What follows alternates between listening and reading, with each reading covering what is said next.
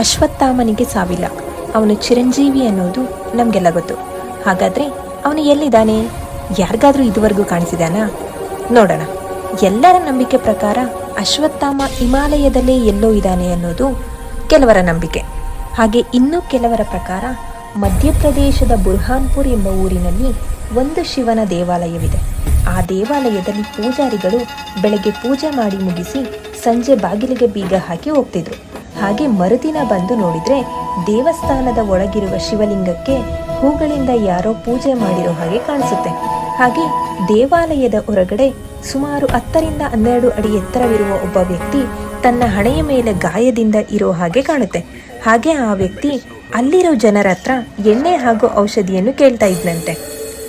ಇದರಿಂದ ಅಲ್ಲಿನ ಜನರು ಇವನೇ ಅಶ್ವತ್ಥಾಮ ಇರಬಹುದು, ದೇವಸ್ಥಾನದಲ್ಲಿ ಪೂಜೆ ಕೂಡ ಮಾಡ್ತಿರೋದು ಇವನೇ ಅಂತ ಮಾತಾಡೋಕೆ ಶುರು ಮಾಡ್ತಾರೆ.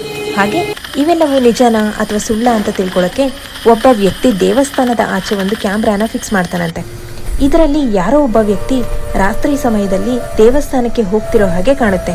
ಹಾಗೆ ಆ ವ್ಯಕ್ತಿ ಫೋಟೋದಲ್ಲಿರೋ ಅವರನ್ನು ಅಲ್ಲಿನ ಜನರಿಗೆ ತೋರಿಸಿ ಇವರೇನ ಇಲ್ಲಿ ಕಾಣಿಸಿಕೊಂಡಿದ್ದು ಅಂತ ಕೇಳಿದಾಗ ಅವರು ಈ ವ್ಯಕ್ತಿನೇ ಅಂತ ಹೇಳ್ತಾರೆ. ಇದು ಮೊದಲನೆಯದಾಗಿ ಅಶ್ವತ್ಥಾಮ ಜನರ ಕಣ್ಣಿಗೆ ಕಾಣಿಸಿದ್ದಾಗಿರುತ್ತೆ.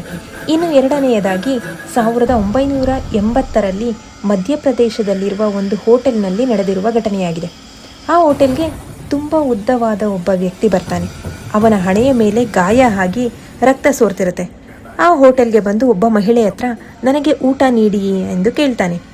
ಅವರು ಕೂಡ ಊಟವನ್ನೇ ಕೊಡ್ತಾರೆ. ಸುಮಾರು ಜನರು ತಿನ್ನುವಷ್ಟು ಊಟವನ್ನು ಆತನೊಬ್ಬನೇ ತಿಂತಾನೆ. ಇದರಿಂದ ಅಲ್ಲಿನ ಮಹಿಳೆ ಆಶ್ಚರ್ಯದಿಂದ ನೀನು ಯಾರು ಎಂದು ಕೇಳಿದಾಗ ನಾನು ಅಶ್ವತ್ಥಾಮ ಎಂದು ಆ ವ್ಯಕ್ತಿ ಹೇಳಿ ಹೋಗ್ತಾನೆ. ಹಾಗೆ ಮೂರನೆಯದಾಗಿ ಇದು ಕೂಡ ಮಧ್ಯಪ್ರದೇಶದಲ್ಲಿಯೇ ನಡೆದಿದೆ. ಅಲ್ಲಿನ ಒಬ್ಬ ಡಾಕ್ಟರ್ ಹತ್ತಿರ ಒಬ್ಬ ವ್ಯಕ್ತಿ ಬರ್ತಾನೆ. ಆತನ ಹಣೆಯ ಮೇಲೆ ಒಂದು ದೊಡ್ಡ ಗಾಯ ಆಗಿರುತ್ತೆ. ಆ ಗಾಯದಿಂದ ತುಂಬ ರಕ್ತ ಸೋರ್ತಿರುತ್ತೆ.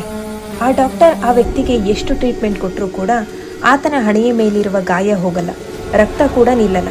ಇದರಿಂದ ಆ ಡಾಕ್ಟರ್ ಆಚೆ ಹೋಗಿ ಒಳಗಡೆ ಬಂದು ನೋಡೋ ಅಷ್ಟರಲ್ಲಿ ಆ ವ್ಯಕ್ತಿ ಮಾಯ ಆಗಿರ್ತಾನೆ.